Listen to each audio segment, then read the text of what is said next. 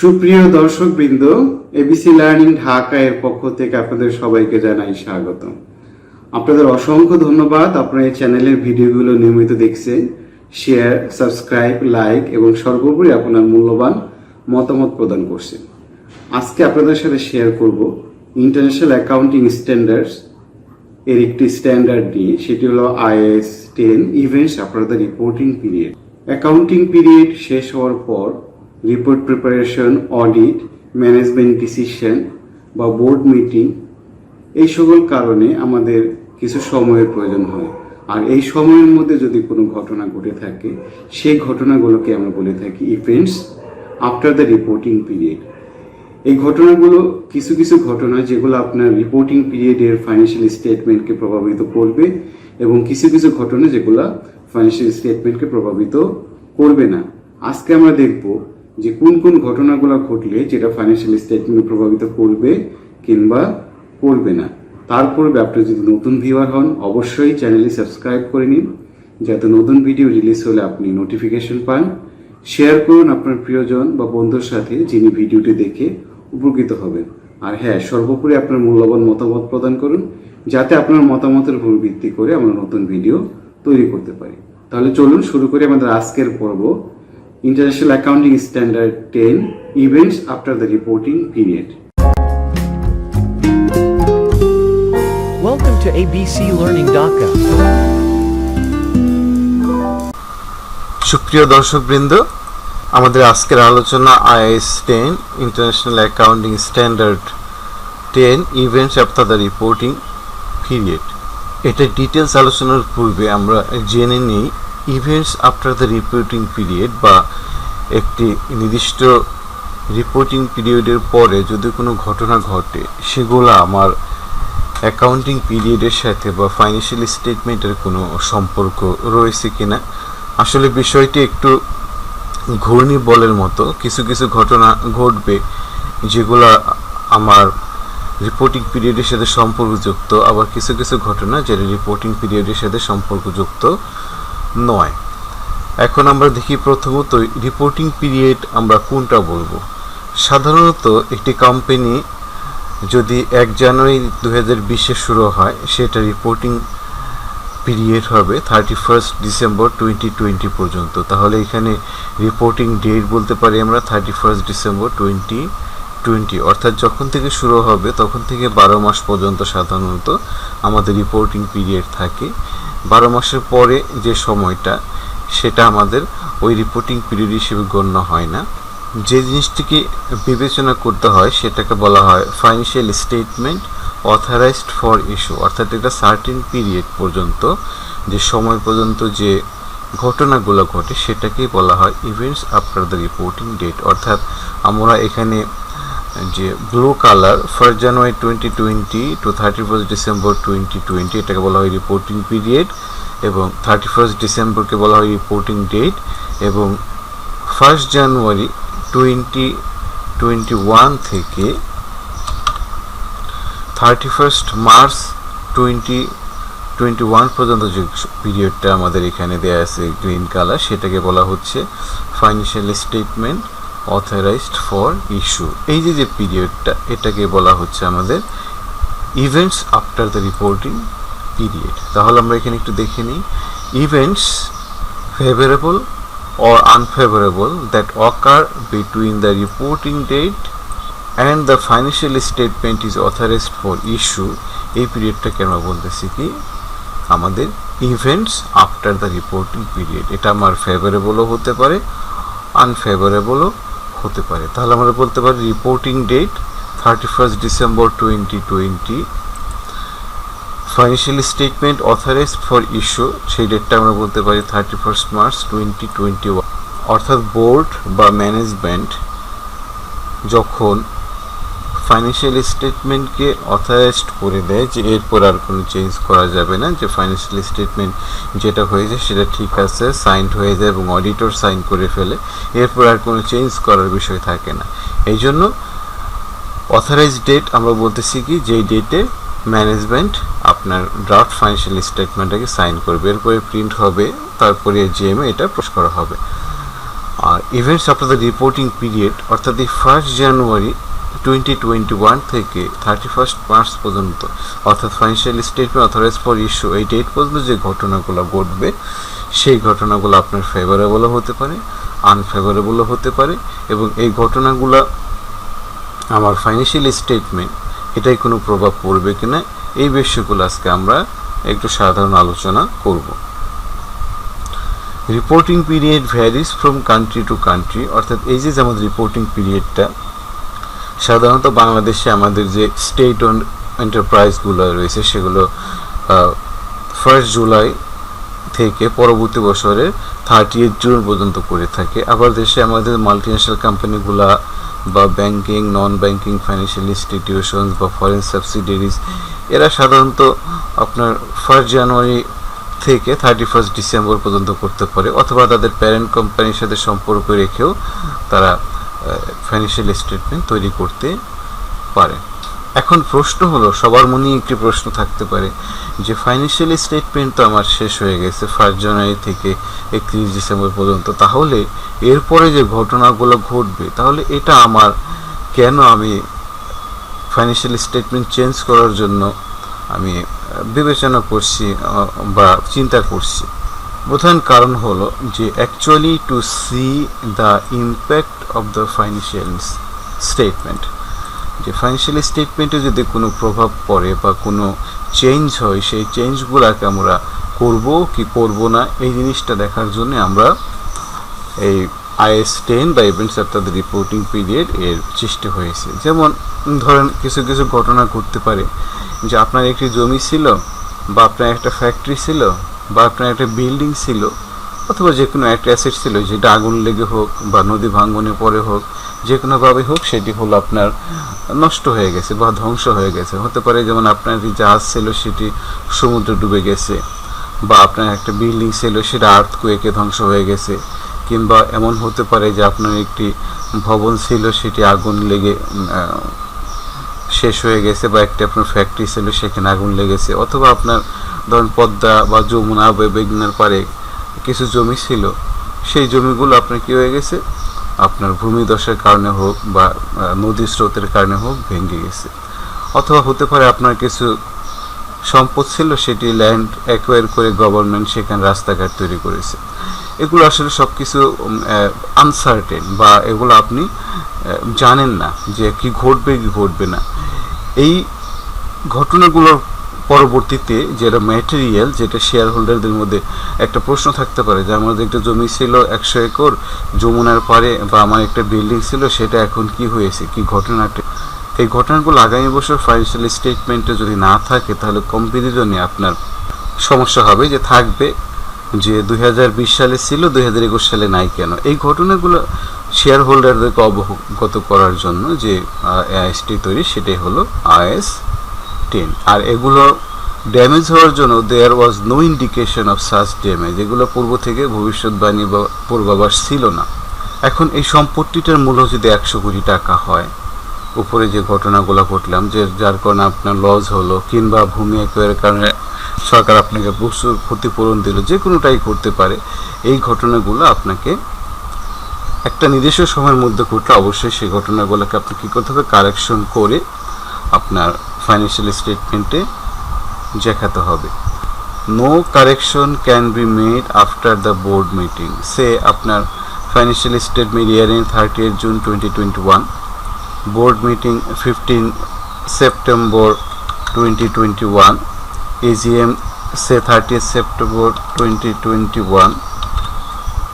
Above destruction or incident took place between 1st July 2021 to 15 September 2021। এই ঘটনাগুলো, উপরের ঘটনাগুলো ঘটছে কখন, আপনার ব্যালেন্স শিট বা ফাইন্যান্সিয়াল স্টেটমেন্ট বা ইয়ার এন্ডের পরে। তাহলে 1 জুলাই 2021 থেকে আমার বোর্ড মিটিং 15 সেপ্টেম্বর 2021, যেটা বলা হচ্ছে financial statement authorised for issue, এই সময়ের মধ্যে যদি কোনো ঘটনা থাকে সেটাকে আমরা বলতেছি IAS 10 events after the reporting period. তাহলে আমরা একটা এক্সাম্পল যদি এখানে চিন্তা করি যে financial period ended 31st December 2020, Financial statement completed by management 10 March 2021. Financial statement considered at the board meeting and approved 31st March 2021. AGM held on 10 April 2021 and shareholders approved the financial statement and finally filed the approved financial statement on 15 April 2021 in Register of Joint Stock Companies বা RJC, যেটা আপনারা জানেন private limited company হোক বা public limited company হোক, প্রতি বছরের যে ফাইন্যান্সিয়াল স্টেটমেন্ট বা রিপোর্ট যেটা আমরা RJC-তে অবশ্যই প্লেস করতে হয়। তাহলে প্রশ্ন হলো, what is the date of financial statement authorised for issue as per IAS 10? তো আপনারা অলরেডি ইতিমধ্যে চিন্তা করেছেন অথবা একটু পজ করে চিন্তা করেন, তাহলে যেটি পাবেন সেটা হলো আমরা financial statement authorised for issue, সেটি হলো আপনার যেদিন আপনার বোর্ড মিটিং হবে বা যেদিন আপনার ম্যানেজমেন্ট আপনার ফাইন্যান্সিয়াল স্টেটমেন্ট অ্যাপ্রুভ করবে সেই ডেটকে বলা হচ্ছে financial statement authorised for issue. তারপরে বলতে পারি আমরা 31st মার্চ 2021। এরপর আপনার যদি কোনো চেঞ্জ হয়, কোনো ঘটনা ঘটে, সেটাকে আর কি করা যাবে না, আর বিবেচনায় আনা যাবে না, কারণ এটা প্রিন্ট হয়ে যাবে, তারপর অডিটর সাইন করবে, AGM হবে, তো এখানে আর চেঞ্জের কোনো সুযোগ নেই।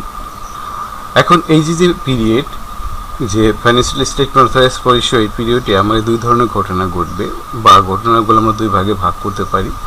এই যে উপরে যে ঘটনাগুলো ঘটলো, আমাদের আগুন লেগে গেছে বা ডুবে গেছে বা অন্য যে কোনো ঘটনাই যদি ঘটে, তাই এই ঘটনাগুলোকে আমরা দুই ভাগে ভাগ করতে পারি। একটা বলি অ্যাডজাস্টিং ইভেন্টস, আর একটা বলতেছি আমরা নন অ্যাডজাস্টিং ইভেন্টস। অর্থাৎ এই ঘটনাগুলোর মধ্যে কিছু কিছু ঘটনা যেটা আমার ফাইন্যান্সিয়াল স্টেটমেন্টকে, অর্থাৎ বিগত বছরের ফাইন্যান্সিয়াল স্টেটমেন্টে অ্যাডজাস্ট করতে হবে বা সংশোধন করতে হবে বা পরিবর্তন করতে হবে, যদি সেগুলো এভিডেন্স অফ কন্ডিশনস যে ঘটেছে, যেটা যদি এভিডেন্স থাকে পূর্বে যে ওইটার পূর্বে ফাইন্যান্সিয়াল স্টেটমেন্টের সাথে সম্পর্ক আছে, তাহলে সেটাকে আমরা চেঞ্জ করব বা অ্যাডজাস্ট করব। আর একটা হলো non adjusting events, indication of conditions. তাহলে আমরা দেখি কোনগুলো অ্যাডজাস্টিং ইভেন্টস, কোনগুলো নন অ্যাডজাস্টিং ইভেন্টস।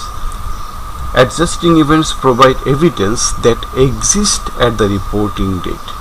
আমাদের এই সকল ঘটনা যদি হয়, তাহলে আমাদের এই ঘটনাগুলোকে কি ফাইন্যান্সিয়াল স্টেটমেন্টকে পরিবর্তন করতে হবে। সো একটু উদাহরণ যদি আমি বলি, যে ধরেন কোন একটি কোম্পানি 2020 সালে হিউজ সেল করলো বাকিতে, তো বাকিতে বিক্রি করলে স্বভাবতই সেলসের পরিমাণ বাড়বে এবং প্রচুর প্রফিট হলো 2020 সালে। পরবর্তীতে 2021 সালে এসে দেখা গেল যে এই হিউজ সেলসের মধ্যে অনেক সেলস আমার রিটার্ন চলে আসছে, অনেক ব্যাড ডেট হয়ে গেছে, তাহলে কোম্পানির একটা বিশাল ক্ষতি বা লস হয়ে গেল। তাহলে দেখেন ঘটনা ঘটলো 2020 সালে এবং এর ইফেক্ট পড়তেছে 2021 সালে, কিংবা আপনার IAS 10 যেটা আমার events of the reporting period বা 3 মাসের মধ্যে বা 2 মাসের মধ্যে বা ফাইন্যান্সিয়াল স্টেটমেন্ট অথরাইজড হওয়ার পূর্বেই প্রচুর পরিমাণ রিটার্ন চলে আসলো। তাহলে এই যে ঘটনা ঘটছে, ঘটনা কিন্তু ঘটেছে আপনার রিপোর্টিং পিরিয়ডের মধ্যে, তার ইফেক্ট আসতেছে পরবর্তী সময়ের মধ্যে। এই যে যেগুলো ঘটনা, এই ঘটনাগুলোকে বলা হচ্ছে অ্যাডজাস্টিং ইভেন্ট, যেটা কি আছে আপনার এভিডেন্স এক্সিস্ট করে। আর নন অ্যাডজাস্টিং ইভেন্টস কি?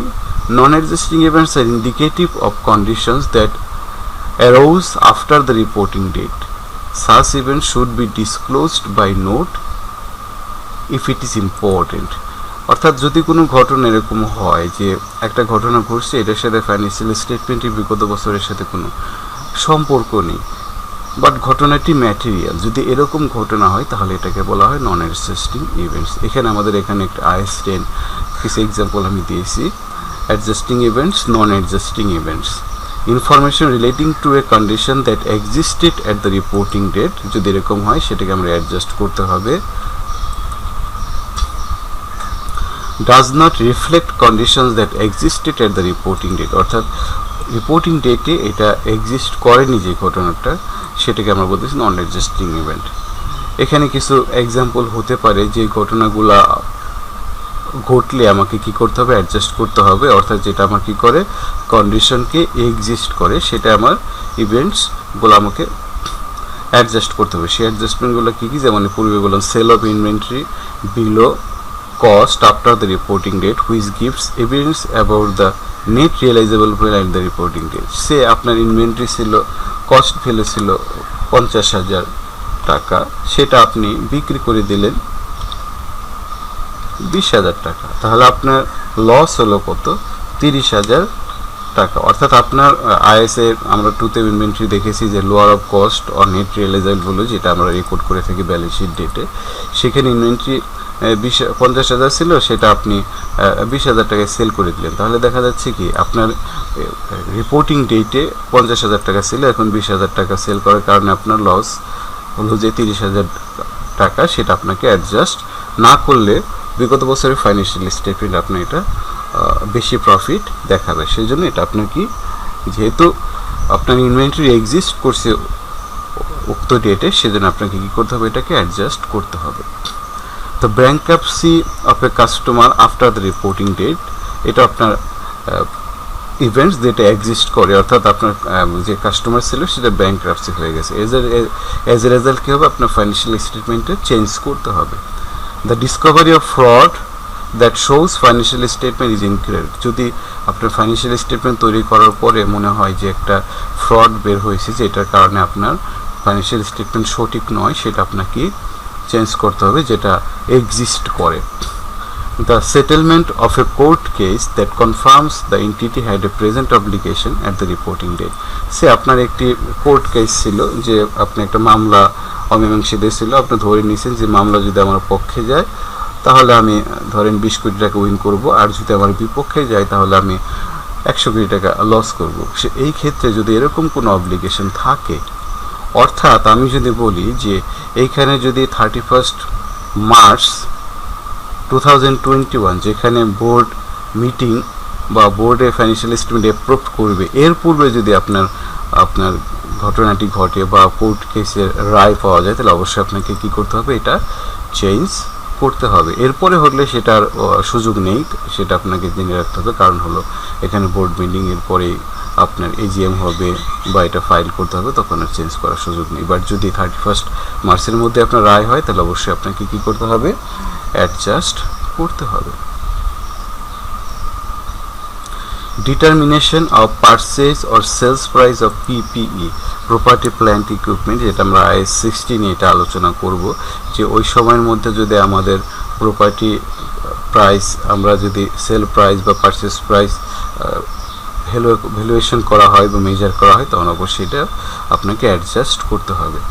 তো সুপ্রিয় দর্শক, দেখলাম যে আমাদের আরও রয়েছে government policy regarding not to make industrial park, যে কোনো এলাকায় ধরেন একটা গভর্নমেন্ট কী করেছিল, ইন্ডাস্ট্রিয়াল পার্ক হিসেবে আপনাকে সার্টিফিকেশন দিয়েছিল। তো হঠাৎ করে গভর্নমেন্ট চিন্তা করলো যে সে নারায়ণগঞ্জে, মুন্সিগঞ্জে আপনার বা ঢাকার ওদের সাভারে বা গাজীপুরে সরকার ভেবেছিল যে এটা ইন্ডাস্ট্রিয়াল পার্ক করবে, কিন্তু হঠাৎ করে সরকার পরিবর্তন করলো, না, যে এই কৃষি জমি নষ্ট করে আমরা ইন্ডাস্ট্রিয়াল পার্ক করব না, বা অন্য কোনো ট্রেড লাইসেন্স বা সার্টিফিকেশন প্রদান করা হবে না। সো এরকম ইন্ডিকেশন যদি আমি উক্ত পিরিয়ডের মধ্যে জেনে থাকে, তাহলে অবশ্যই আমাকে কী করতে হবে, এটা অ্যাডজাস্ট করতে হবে। কারণ হলো কৃষি জমির চেয়ে ইন্ডাস্ট্রিয়াল জমির দাম অবশ্যই বেশি, সেই ক্ষেত্রে আপনি যদি ইন্ডাস্ট্রিয়াল রেটে জমিগুলো ক্রয় করে থাকেন, তাহলে আপনার বর্তমানে কৃষি জমি যদি হয়ে যায়, সেটার ভ্যালু অবশ্যই কমে যাবে, এবং এটাকে আপনাকে কী করতে হবে, অ্যাডজাস্ট করতে হবে। সো এরকম যদি কোনো ইন্ডিকেশন পাওয়া যায় যে রিপোর্টিং ডেটে আপনার কোনো ইন্ডিকেশন আছে, বা যে অ্যাসেটটি ছিল সেটা পরবর্তীতে এমন কোনো ইন্ডিকেশন দিচ্ছে যার কারণে পরে বেড়ে যেতে পারে বা কমে যেতে পারে, সেটাকে অবশ্যই আপনাকে অ্যাডজাস্ট করতে হবে। অথবা sharp fall or rise in change in technology, হঠাৎ করে আমরা যদি দেখি যে TNT ফোন ছিল আমাদের এক সময়, সেটি এখন বলতে গেলে বিকল বা টেকনোলজি চেঞ্জ হয়ে যাচ্ছে, বা বর্তমানে আমাদের যে আইফোন বা মোবাইল ফোন আছে সেটাও হয়তো কোনো এক সময় চেঞ্জ হয়ে যাবে। তো হঠাৎ করে যদি এরকম আপনার রিপোর্টিং ডেটের পরে এমন কোনো টেকনোলজি বা এমন কোনো ফ্যাক্টরি মেশিনে যেটা আপনার টেকনোলজিক্যাল চেঞ্জের কারণে আর ব্যবহার করতে পারবেন না, বা পরিবেশের দূষণ করে এরকম কারণে আপনি ব্যবহার করতে পারেন না, এবং সেটা যদি জানেন আপনি একটু নির্দিষ্ট সময়ের মধ্যে বোর্ড মিটিংয়ের পূর্বে, তাহলে অবশ্যই আপনার অ্যাসেটের ভ্যালু বা টেকনোলজির ভ্যালু বা ট্রেডমার্কের ভ্যালু আপনাকে চেঞ্জ করতে হবে, যেটা আমি এক্সিস্ট করে ওই ডেটে। আসলে এই বিষয়গুলো একটু ঘূর্ণিবলের মতো। আমি পূর্বে বলেছিলাম যে কোনগুলা আপনার অ্যাডজাস্টিং ইভেন্টস, কোনগুলো নন অ্যাডজাস্টিং ইভেন্ট, সেগুলো আপনাকে একটু বিবেচনা করতে হবে। যে যদি এভিডেন্স এক্সিস্ট করে রিপোর্টিং ডেটে, তাহলে সেটাকে আপনাকে বলবো ইভেন্টস, অ্যাডজাস্টিং ইভেন্টস। এখন আমরা যদি দেখি যে কিছু নন অ্যাডজাস্টিং ইভেন্টস সেগুলো রিপোর্টিং ডেটে কন্ডিশনসটি এক্সিস্ট করে না। কেমন হতে পারে? এই major combination after the reporting date. ধরুন অন্য একটা কোম্পানির সাথে A company B company merge হয়ে গেল, কম্বাইন করলো, সেক্ষেত্রে আপনার ঘটতেই পারে এই ঘটনা। তাহলে এটা আমার ওই রিপোর্টিং ডেটে কোনো ইন্ডিকেশন নেই। এটা যদি মেজর কোনো ঘটনা হয়, মেটেরিয়াল হয়, তাহলে সেটাকে অবশ্যই ডিসক্লোজ করতে হবে নোট দিয়ে।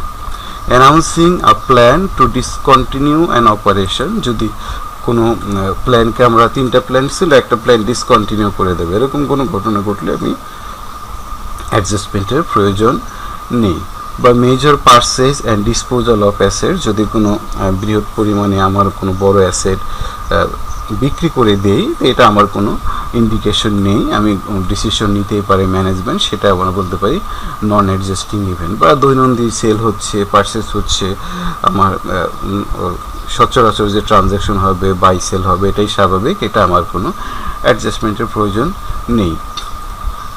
এরপর রয়েছে announcing or commencing a major restructuring, যে কোম্পানি যদি নতুন করে রিস্ট্রাকচার করতে চায়, তাহলে সেই ক্ষেত্রে কোম্পানি অ্যানাউন্স করলে এটা আমার অ্যাডজাস্টমেন্টের প্রয়োজন নেই। বাট যদি ম্যাটেরিয়াল হয়, অবশ্যই আপনাকে ডিসক্লোজ করতে হবে, আপনার শেয়ার হোল্ডারদেরকে জানাতে হবে। Fall in value of investment, হঠাৎ করে আপনার ইনভেস্টমেন্টের ভ্যালু কমে গেল, হতেই পারে, যেটার কোনো ইন্ডিকেশন ছিল না, হঠাৎ করে গেছে। যদি এরকম কোনো ঘটনা ঘটে, তাহলে আপনাকে অ্যাডজাস্টমেন্টের প্রয়োজন হবে না। Disclose if nature and financial effect is material, অর্থাৎ এই যে উপরের ঘটনাগুলোকে আপনাকে কী করতে হবে, যদি ম্যাটেরিয়াল হয় তাহলে আপনাকে এটা অবশ্যই ডিসক্লোজ করতে হবে। এখন পূর্বে যে আলোচনা করলাম সেটার ভিত্তিতে আমরা এখানে একটা ডিসিশন ট্রি অফ IAS 10 আলোচনা করতে পারি।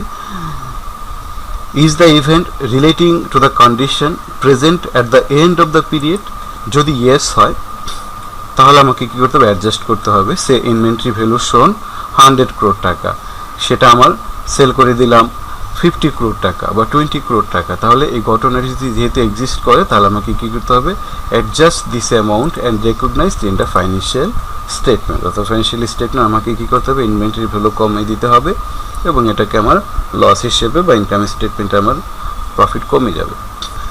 এখন আসি, এই যে ঘটনাটি আমাদের যে ইভেন্টস হচ্ছে, সেটা কি আমার যদি নো হয়, is relating to the condition, যদি নো হয়, তাহলে সে land collapsed on 5 July 2021, year end 30 June 2021, অর্থাৎ আমার একটি জমি ছিল, সেটি নষ্ট হয়ে গেল বা ধ্বংস হয়ে গেল, যেটা কোনো আপনার এক্সিস্ট করেনি বা ইন্ডিকেশন ছিল না, তাহলে তখন দেখতে হবে ইজ ইট ম্যাটেরিয়াল, তাহলে এটা কি ম্যাটেরিয়াল বা বস্তুনিষ্ঠ। যদি নো হয়, তাহলে আমার কোনো ডিসক্লোজারের প্রয়োজন নেই। আর যদি ইয়েস হয়, তাহলে অবশ্যই আমাকে কী করতে হবে, ডিসক্লোজার নোট দিতে হবে। তাহলে কি non adjusting events do not affect any item in the statement of financial position. Statement of financial পজিশনে আমার এটা কোনো প্রভাব পড়ে না। However if this events are material, they must be disclosed, otherwise financial statement would be misleading. So if it is immaterial, you can avoid it. এখন আমার যদি অ্যাডজাস্টিং ইভেন্টস হয়, তাহলে অ্যাকাউন্টিং ট্রিটমেন্ট কী হবে, adjust assets and liabilities where events after the reporting date provide further evidence of conditions existing at the reporting date. আপনাকে asset বা liability যেটাই বাড়ুক বা কমুক, আপনাকে অ্যাডজাস্ট করতে হবে। Do not adjust but instead disclose important events after the reporting date that do not effect condition of assets liabilities at the reporting date. যদি আপনার কোনো অ্যাসেটস লায়াবিলিটিসে আপনার হিট না করে, জাস্ট আপনার যদি ম্যাটেরিয়াল হয়, অবশ্যই এটাকে আপনাকে ডিসক্লোজার দিতে হবে। Equity dividends for the declared after the reporting date, এটা একটা ইম্পর্টেন্ট একটা ইস্যু। অনেক ক্ষেত্রে আমরা শেয়ার হোল্ডারদেরকে ডিভিডেন্ড ঘোষণা করে থাকি। But before the financial statement authorized for issue should not be recognized as liability but should be শোন as note in the financial statement. অর্থাৎ আমরা এই যে ডিভিডেন্ড ডিক্লেয়ার করলাম, এটা আমাদের এখানে ফাইন্যান্সিয়াল স্টেটমেন্টে কোনো প্রভাব পড়বে না, কারণ এখনও পে করিনি, আমরা পেয়েবল হিসেবে দেখিয়ে রাখবো, বাট একটা নোট দিয়ে রাখবো যে এই বছর এত টাকা ডিভিডেন্ড ডিক্লেয়ার করা হয়েছে। আচ্ছা, এই ঘটনার সাথে আমাদের আরেকটি জিনিস রিলেটিং, সেটা হলো উইন্ডো ড্রেসিং, যেটা পূর্বে আমি কিছুটা আলোচনা করেছিলাম, যে window dressing is the practice of entering into a certain transactions before the year end and reversing those transactions after the year end. অনেক সময় দেখা যায় যে কোম্পানি কি করা হয়, বছরের শেষ দিকে একটা কি করা হয়, একটা লোন নেওয়া হয়, ধরে নেওয়া হয় যে শর্ট সময়ে এটা পে করা হবে, কিন্তু আসলে সেটা শর্ট সময় পে করা হচ্ছে না, সেটা লং সময় বা লং টার্ম লায়াবিলিটি হিসেবে দেখানো হয়, কিন্তু এটা কারেন্ট লায়াবিলিটি, কারেন্ট রেশিওকে বৃদ্ধি করার জন্য এই কাজটি অনেক সময় করা হতে পারে। Major sale or credit at the year end to increase the profitability and get return of those sales after the reporting date, যেটা আমরা বললাম এটা একটা উইন্ডো ড্রেসিং হতে পারে। হঠাৎ করে বছরের শেষে প্রচুর পরিমাণ সেল করে ফেললেন, যেটা আপনার পরবর্তীতে রিটার্ন আসছে। Paid to payables at the year end show better liquidity position and all checks are dishonored after the reporting date.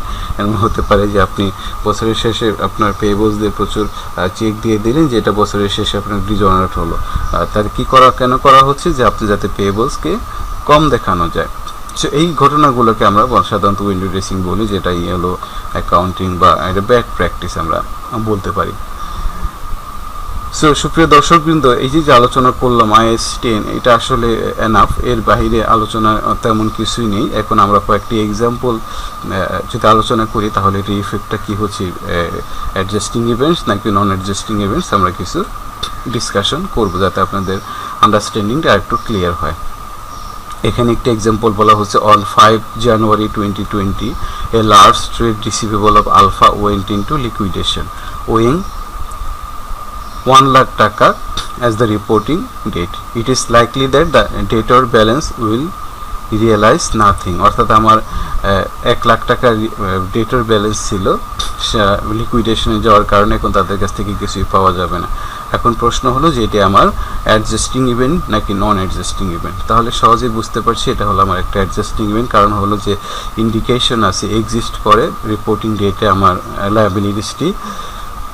This is an adjusting event because evidence is given that 1 lakh or 100,000 টাকা receivable will not be collected, so it should be written up. অর্থাৎ এখন আমার authorize ডেটের পূর্বে যদি হয়, অবশ্যই সেটাকে রিটেন অফ করে দিতে হবে, তার মানে অ্যাডজাস্টিং ইভেন্ট।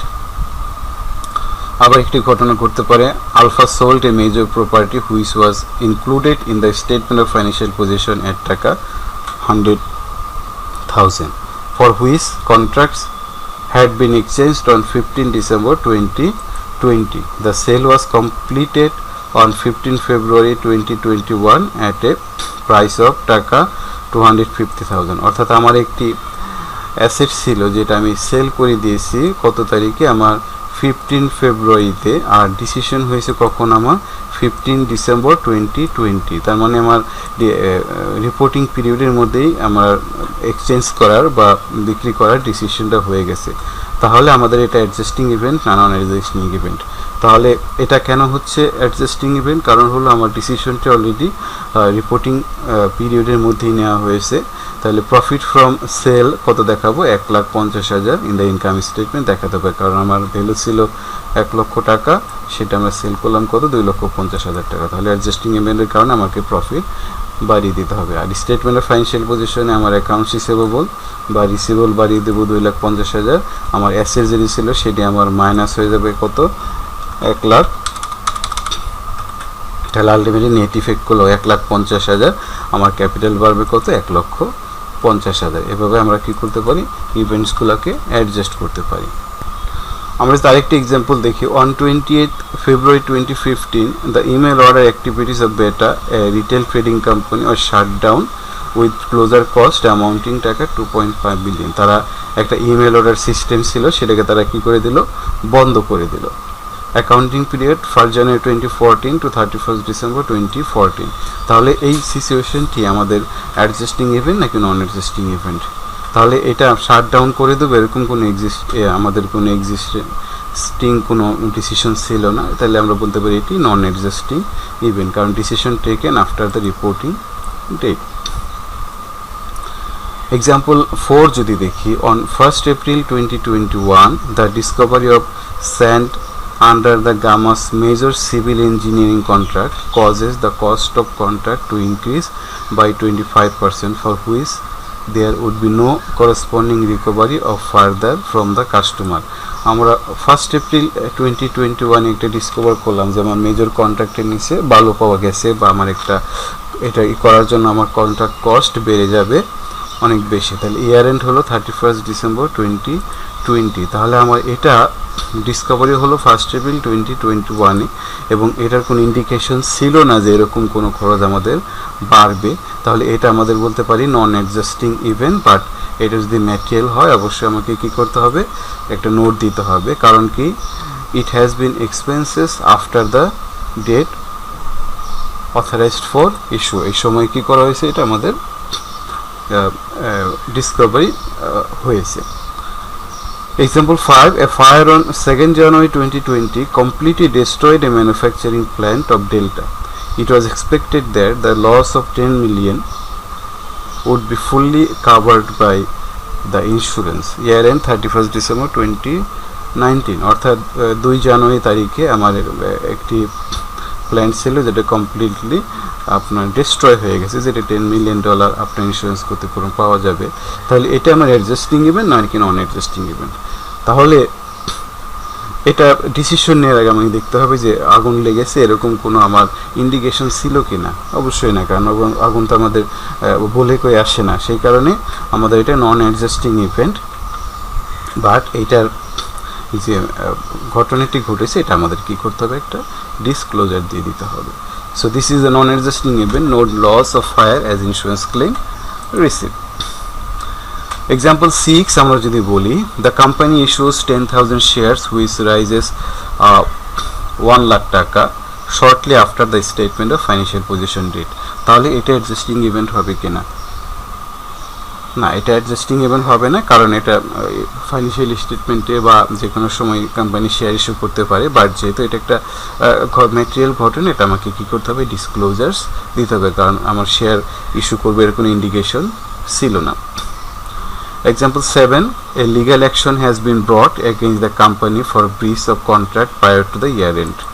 একটা লিগ্যাল অ্যাকশনস কোন একটা কোম্পানির বিরুদ্ধে করা হয়েছে। The outcome was decided shortly after the statement of financial position date, and as a result of the company will have to pay cost and damage total 1 lakh টাকা। তাহলে এই যে আমার একটা লিগ্যাল অ্যাকশন হবে, যেটা আমি পূর্ব থেকে জানতাম, এবং এটার আউটকাম আমরা খুব সংক্ষিপ্ত সময়ে পেয়েছি যে 1 লাখ টাকা বা 1 কোটি টাকা, যেটাই হোক ক্ষতিপূরণ দিতে হবে, এটার জন্য কোনো প্রভিশন রাখা হয়নি। তাহলে এটা কি অ্যাডজাস্টিং ইভেন্ট না কোনো নন অ্যাডজাস্টিং ইভেন্ট? অবশ্যই এটা অ্যাডজাস্টিং ইভেন্ট। কারণ হলো কি, যে আমার একটা ইন্ডিকেশন ছিল যে এরকম একটা ক্ষতিপূরণ আমার হবে, তো সেই ক্ষেত্রে আমাকে এখন সেটাকে লস হিসেবে রেকগনাইজ করতে হবে। আর এটা এক্সাম্পল যদি দেখি, inventory included in the accounts at the year end cost 50,000 টাকা ওয়াজ সাবসিকুয়েন্টলি সোল্ড ফর 15,000। এটা আমরা পূর্বে আলোচনা করেছি যে ইনভেন্টরি আমরা কস্ট ভ্যালু থেকে এসে আমরা ব্যালেন্স শিটে 50,000 টাকা, সেটি বর্তমানে বিক্রি করা হয়েছে 15,000 টাকা। তাহলে আমার ইন্ডিকেশন ছিল কি 50,000 টাকা আমার এক্সিস্ট করতো, বাট এটা আমি লসে বিক্রি করেছি। তাহলে এই ঘটনাটা আমাকে কী করতে হবে, অ্যাডজাস্টিং ইভেন্ট হিসেবে দেখাবো। আমরা যেহেতু এটা বিলো কস্টে বিক্রি করা হচ্ছে, আমাকে এখন কী করতে হবে, ইনভেন্টরি ভ্যালু 35,000 টাকা আমাকে কমিয়ে দেখাতে হবে। Example 9, a building in use at the statement of financial position date valued at 10 lakh 1 million was completely destroyed by fire. Unfortunately, only half have been recovered from the insurance company, 500,000 বা 5 লাখ টাকা। তাহলে এই ঘটনাটি আমার adjusting নাকি নন adjusting?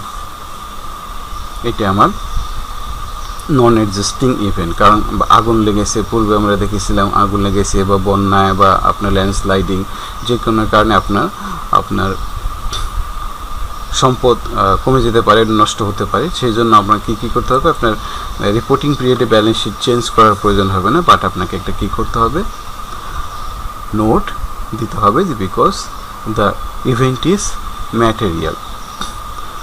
তো সুপ্রিয় দর্শকবৃন্দ, IAS 10 নিয়ে বিস্তারিত আলোচনা করলাম এবং অসংখ্য ধন্যবাদ আপনাদেরকে ধৈর্য সহকারে শোনার জন্য। হয়তো অনেক ক্ষেত্রে আমি ঠিকমতো বোঝাতে ব্যর্থ হয়েছি, তারপরেও যে আইডিয়াটুকু দিয়েছি এটু যদি আপনারা সঠিকভাবে দেখেন বা একটু বারে বারে দেখেন, তাহলে IAS 10 যে ঘটনাগুলো ঘটে আফটার দ্য রিপোর্টিং পিরিয়ড, এখানে কোনটাকে অ্যাডজাস্ট করব, কোনটাকে অ্যাডজাস্ট করব না, এই বিষয়গুলোতে আপনি বিস্তারিত আইডিয়া পেয়ে যাবেন। তো আপনার কমেন্ট আশা করছি ভালো লাগুক বা মন্দ লাগুক, এবং আজকের মতো এখানেই শেষ করব। আগামীতে কোনো এক IAS নিয়ে আপনাদের সাথে আবার আলোচনা হবে, আবার দেখা হবে। ততক্ষণ সবাই ভালো থাকুন, সুস্থ থাকুন, নিরাপদে থাকুন। সবাইকে অশেষ ধন্যবাদ।